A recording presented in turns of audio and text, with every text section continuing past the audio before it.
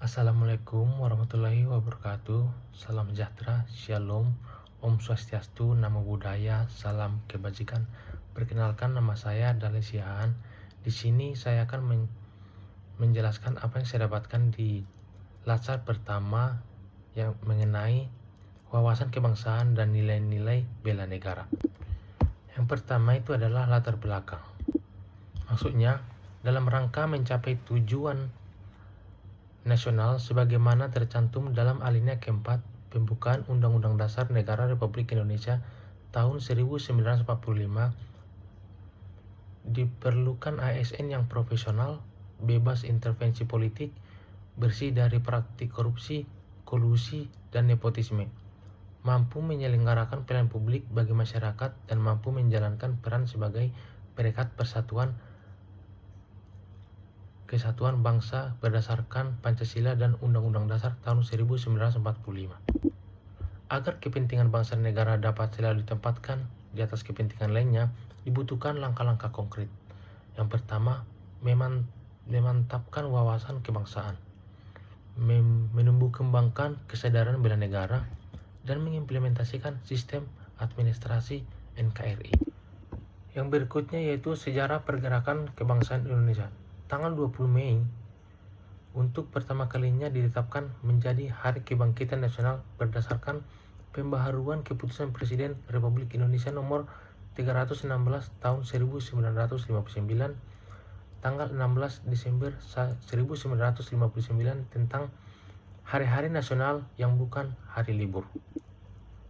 Melalui keputusan tersebut, Presiden Republik Indonesia menetapkan beberapa hari yang bersejarah bagi nusa dan bangsa Indonesia sebagai hari-hari libur nasional bukan hari-hari libur, antara lain Hari Pendidikan Nasional pada tanggal 8 Mei, Hari Kebangkitan Nasional pada tanggal 20 Mei, Hari Angkatan Perang pada tanggal 5 Oktober, Hari Sumpah Pemuda pada tanggal 28 Oktober, Hari Pahlawan pada tanggal 10 November, dan Hari Ibu pada tanggal 22 Desember. Dan yang berikutnya yaitu pengertian wawasan kebangsaan. Wawasan kebangsaan adalah cara pandang bangsa Indonesia dalam rangka mengelola kehidupan berbangsa dan bernegara yang dilandasi oleh jati diri bangsa dan kesadaran terhadap sistem nasional yang bersumber dari Pancasila, Undang-Undang NKRI tahun 1945, NKRI dan Bhinneka Tunggal Ika, guna memecahkan berbagai persoalan yang dihadapi bangsa dan negara demi mencapai masyarakat yang aman, adil, makmur, dan sejahtera. Ada 4 konsensus dasar berbangsa dan bernegara, yaitu Pancasila. Dan yang kedua, Undang-Undang Dasar 1945. Yang ketiga yaitu Bhinneka Tunggal Ika. Dan yang keempat, Negara Kesatuan Republik Indonesia. Tujuan Negara Kesatuan Republik Indonesia dalam sejarahnya dirumuskan dalam sidang periode 2 BPU PKI tanggal 10-16 Juli 1945 dan selanjutnya disahkan oleh PPKI pada tanggal 18 Agustus 1945.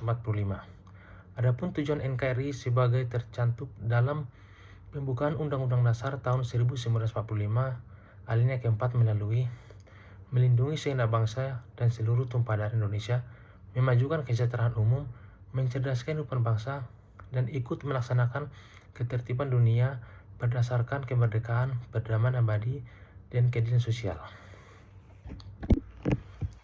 Dan yang berikutnya yaitu bendera, bahasa, lambang negara, serta lagu kebangsaan. Yang pertama itu bendera. Bendera Negara Kesatuan Republik Indonesia yang selanjutnya disebut bendera negara adalah sang merah putih. Dan yang kedua yaitu bahasa. Bahasa Negara Kesatuan Republik Indonesia yang selanjutnya disebut bahasa Indonesia adalah bahasa resmi nasional yang digunakan di seluruh wilayah negara Republik Indonesia. Yang berikutnya yaitu yang ketiga, lambang negara. Lambang Negara Kesatuan Republik Indonesia yang selanjutnya disebut lambang negara adalah Garuda Pancasila dengan semboyan Bhinneka Tunggal Ika. Dan yang keempat yaitu lagu kebangsaan. Lagu kebangsaan Negara Kesatuan Republik Indonesia yang selanjutnya disebut lagu kebangsaan adalah Indonesia Raya. Yang berikutnya itu adalah sejarah bela negara. Tanggal 18 Desember 1948 pada pukul 23.30, siaran radio antara dari Jakarta menyebutkan bahwa besok paginya Wakil Tinggi Mahkota Belanda, Dr. Bill, akan mengucapkan pidato yang penting. Sementara itu, Jenderal Spoor yang telah berbulan-bulan mempersiapkan rencana pemusnahan TNI memberikan instruksi kepada seluruh tentara Belanda di Jawa dan Sumatera untuk memulai penyerangan terhadap kubu Republik. Dan operasi tersebut dinamakan Operasi Karai. Dan yang berikutnya yaitu nilai dasar bela negara. Berdasarkan Undang-Undang Nomor 23 Tahun 2019 tentang pengelolaan sumber daya nasional untuk pertahanan negara, Pasal 7 ayat 3, nilai dasar bela negara meliputi 1. Cinta tanah air, 2. Sadar berbangsa dan bernegara, 3. Setia pada Pancasila sebagai ideologi negara, 4. Rela berkorban untuk bangsa dan negara, dan yang kelima kemampuan awal bela negara. Adapun indikator nilai dasar bela negara, yang pertama indikator cinta tanah air, ditunjukkan dengan adanya sikap 1. Menjaga tanah dan pekarangan serta seluruh ruang wilayah Indonesia. Jiwa dan raganya berbangsa sebagai bangsa Indonesia. Jiwa patriotisme terhadap bangsa dan negaranya.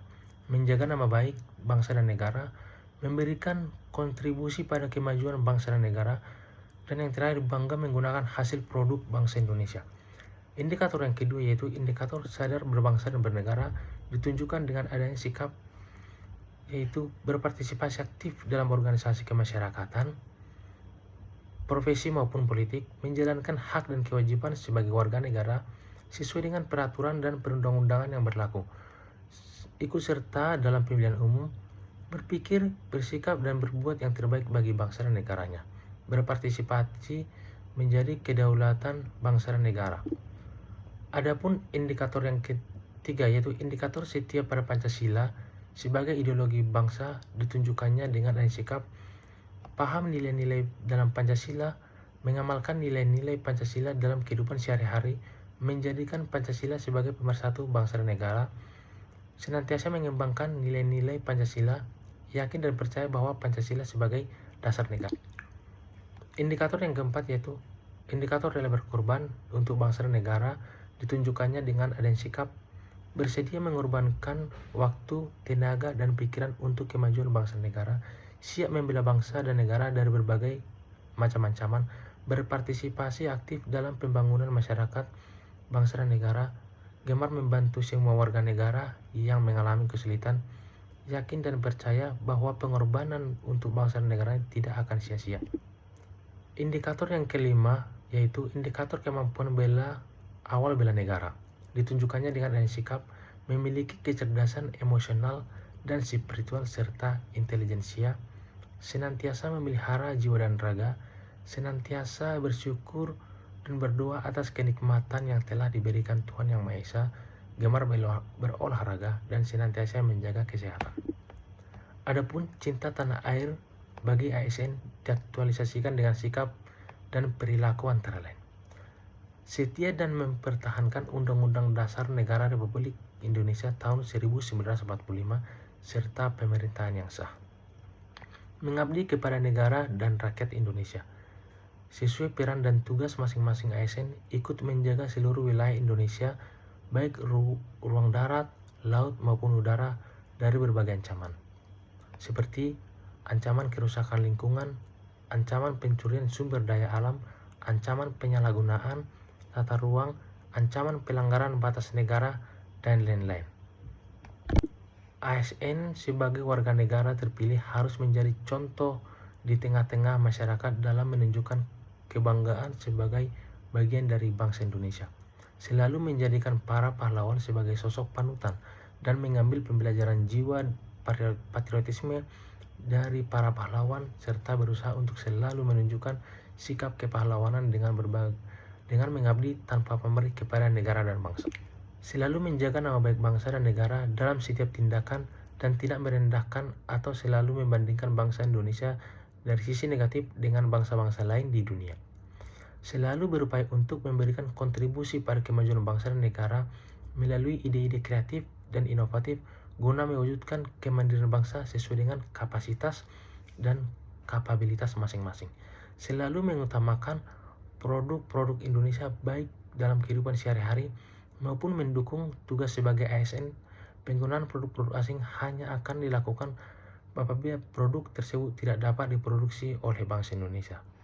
Selalu mendukung baik secara moral maupun material putra-putri terbaik bangsa seperti olahragawan, pelajar, mahasiswa, duta seni, dan lain-lain, baik perorangan maupun kelompok yang bertugas membawa nama Indonesia di kancah internasional.